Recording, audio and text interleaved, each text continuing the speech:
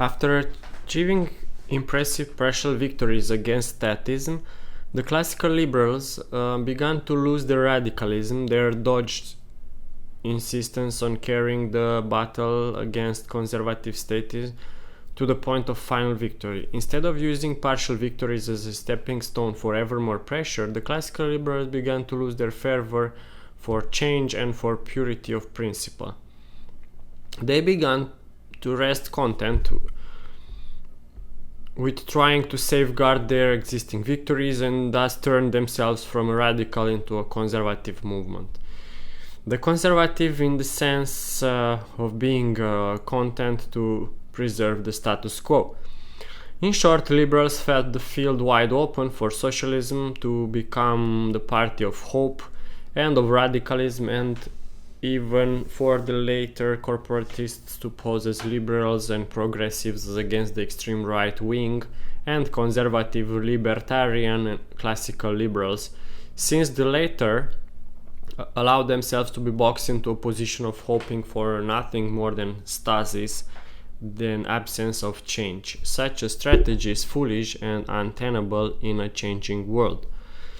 But the degeneration of liberalism was not merely one of stance and strategy, but one of principle as well. For the liberals became content to leave the war-making power in the hands of the state, to leave the education power in its hands, to leave the power over money and banking and over roads in the hands of the state. In short, to concede to state dominion over all the crucial levers of power in society. In contrast to the 18th century liberals' total hostility to the executive and to the bureaucracy, the 19th century liberals tolerated and even welcomed the build-up of executive power and of an entrenched oligarchic civil service bureaucracy. There were two critically important changes in the philosophy and ideology of classical liberalism, which both exemplified and contributed to its decay as a vital, progressive, and radical force in the Western world.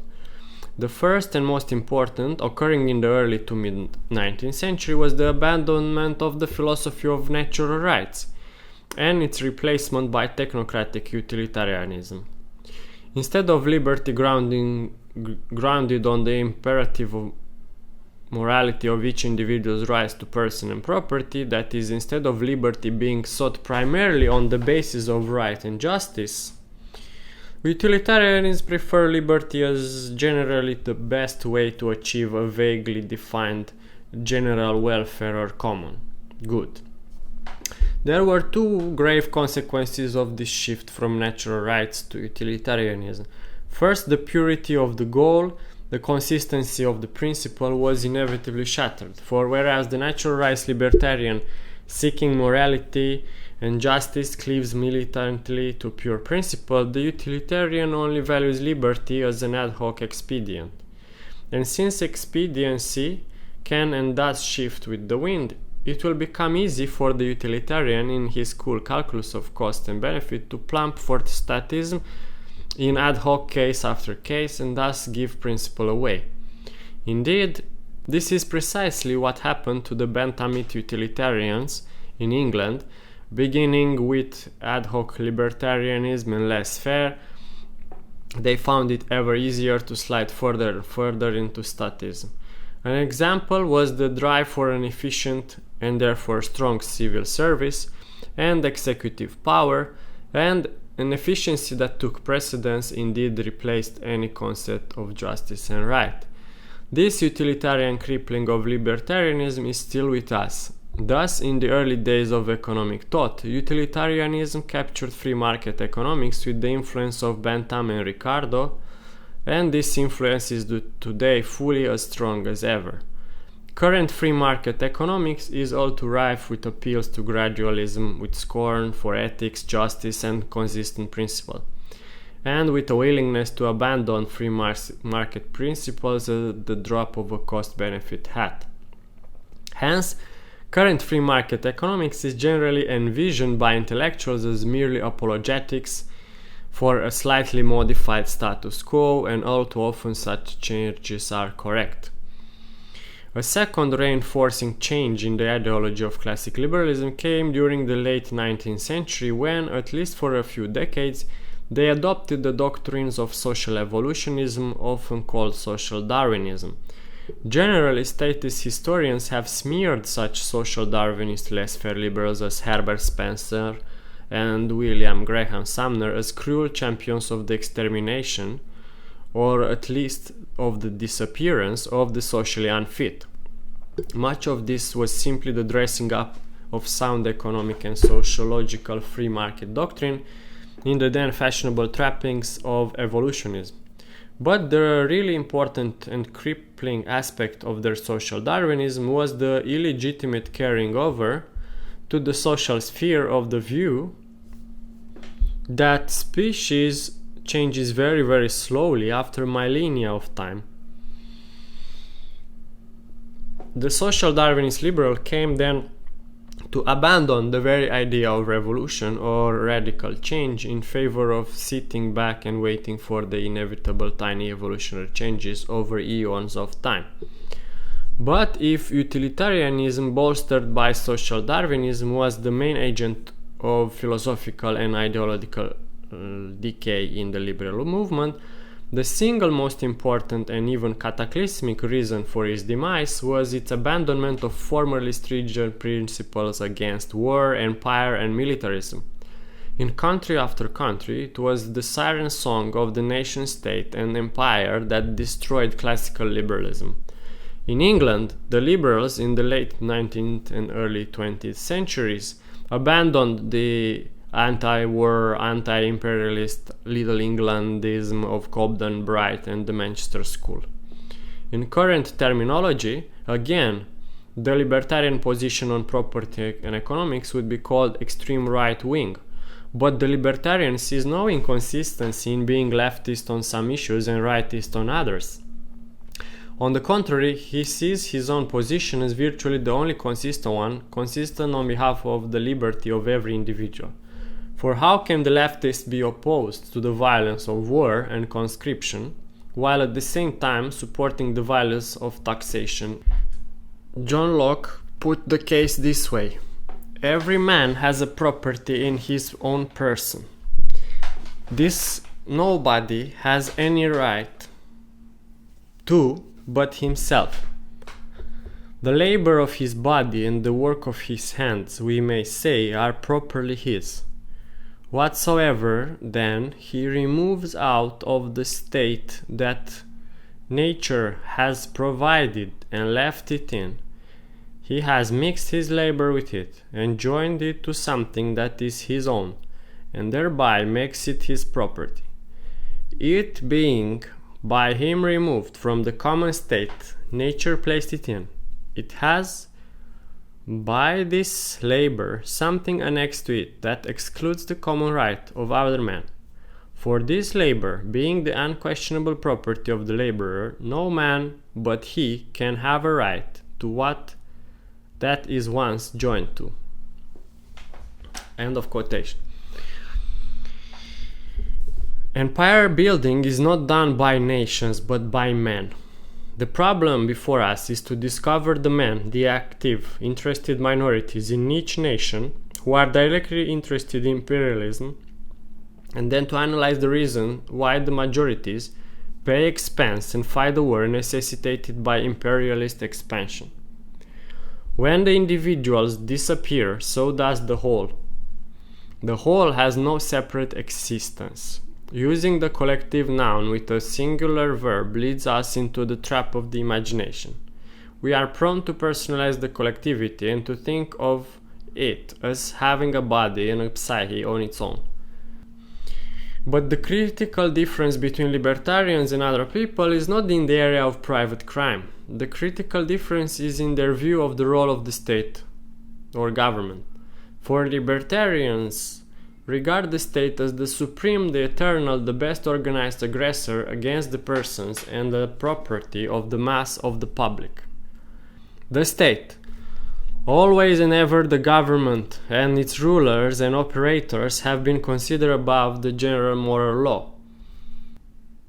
Service to the state is supposed to excuse all actions that would be considered immoral or criminal if committed by private citizens. Very interesting. The distinctive feature of libertarians is that they coolly and uncompromisingly apply the general moral law to people acting in their roles as members of the state apparatus. Libertarians make no exceptions. For centuries, the state has cloaked its criminal activity in high-sounding rhetoric. For centuries, the state has committed mass murder and called it war, then ennobled the mass slaughter that war involves. For centuries, the state has enslaved people into its armed battalions and called it conscription in the national service. For centuries, the state has robbed people at bayonet point and called it taxation. In fact, if you wish to know how libertarians regard the state and any of its acts, simply think of the state as a criminal band, and all of the libertarian attitudes will logically fall into place. It is true that in the United States at least, we have a constitution that imposes strict limits on some powers of government. But, as we have discovered in the past century, no constitution can interpret or enforce itself. It must be interpreted by man. And if the ultimate power to interpret a constitution is given to the government's own Supreme Court, then the inevitable tendency is for the court to continue to place its imprimatur on ever broader powers for its own government. Furthermore, the highly touted checks and balances and separation of powers in the American government are flimsy indeed, since, in the final analysis, all of these divisions are part of the same government and are governed by the same set of rulers. One of America's most brilliant political theorists, John C. Calhoun, wrote prophetically of the inherent tendency of a state to break through the limits of its written constitution. I start the quote. A written constitution certainly has many and considerable advantages, but it is a great mistake to suppose that the mere insertion of provisions to restrict and limit the powers of the government without investing those whose protection they are inserted with the means of enforcing their observance will be sufficient to prevent the major and dominant party from abusing its powers. Being the party in possession of the government, they will be in favor of the powers granted by the Constitution and opposed to the restrictions intended to limit them. As the major and dominant parties, they will have no need of these restrictions for their protection. End of quotation. A second basic reason for the oligarchic rule of the state is its parasitic nature, the fact that it lives coercively off the production of the citizenry. To be successful to its practitioners, the fruits of parasitic exploitation must be confined to a relative minority. Otherwise, a meaningless plunder of all by all would result in no gains for anyone. Nowhere has the coercive and parasitic nature of state been more clearly limned than by the great late 19th century German sociologist Franz Oppenheimer. Oppenheimer pointed out that there are two and only two mutually exclusive means for man to obtain wealth. One, the method of production and voluntary exchange, the method of the market. Oppenheimer termed the economic means. The other, the method of robbery by the use of violence, he called it the political means. The political means is clearly parasitic, for it requires previous production for the exploiters to confiscate, and it subtracts from instead of adding to the total production. Even with the doctrine of national interest, there was room for an American worldview which would not deny these revolutionary claims. The conflict between the national interest school and the internationalists was at bottom a clash of views about human nature. In the writings of men like Hans Morgenthau and George Kennan, there is an underlying premise that in the struggle for world position, The great reality is power, that international law and morality cannot be expected to displace power, or even fundamentally to affect its exercise, that little can be expected of human nature except self-interest. In the internationalism of Wilson, on the other hand, there is something of the perfectionism of the 19th century and his belief that conflict can be resolved by the proper institutional means. The first group share a worldview that goes back to Machiavelli, the second a view that goes back to Plato, who believed in the possibility of organized virtue within a frame of traditional ideas. The first view is deeply pessimistic in mood, the second optimistic. The experiences since World War I, the failure of the League of Nations, the broken balance of power, the betrayals of international agreements by both Hitler and Stalin, the tarnishing of war aims in the peace settlement after both world wars disillusioned Americans about international action and created a climate favoring a narrow version of the doctrine of national interest. Yet there are phases of the American character that are excluded from the world view and the view of human nature implied in this doctrine. There is an inbred optimism in American which will not let him hold too long to a pessimistic view of human nature as wholly greedy and self-seeking. Even if in its Calvinist origins, the American mind shaped a doctrine of what may be called practical messianism. The tradition in which Wilson worked was that the Covenanters, a spirit translating that of the Covenanters, a spirit translated into a doctrine of human rights as the stern imperative of history. The difficulty of American experience in their war behavior is that they cannot apply to it the logic of the peacetime society. Ordinarily, they bargain and compromise and find their goals in the step-by-step course of daily life and work. The traditional anti-war bent has been that of a people whose pursuit of profits, careers, and happiness has made them shrink from anything that might cut this short. Hence, the violence of their initial reaction against the war involvement. But when they are forced into a war, there is an intensity of recoil from the initial indifference. It is as if they had to overcompensate for their earlier lack of feeling by the total absorption with the war. And this in turn is reinforced by the irrational blood urge, which, once set in motion, transforms American into a fire-breathing enthusiasm. The basic contradiction here is that of war itself, the most irrational of all human actions, operating in a society founded in the age of reason on the assumption of man's perfectibility. From the crucial contradiction, most of the others flow the almost schizoid alternation between peace-mindedness and war-mindedness, the impassioned cries, and in diplomacy, a deep moralizing strain alternating with military pressures and alliances. Americans are likely to wait until the last moment before they fight, but once the blow has fallen, they are caught up in enthusiasm. They start by expecting the war to be short, then settle down to a long and weary one. After the peace, the inevitable mood of disillusionment sets in, and the whole cycle is ready to be repeated. So, this was long. I had a lot of nice paragraphs that I found and I quoted for you. What I want to summarize is that I'm deeply impressed by the libertarian philosophy.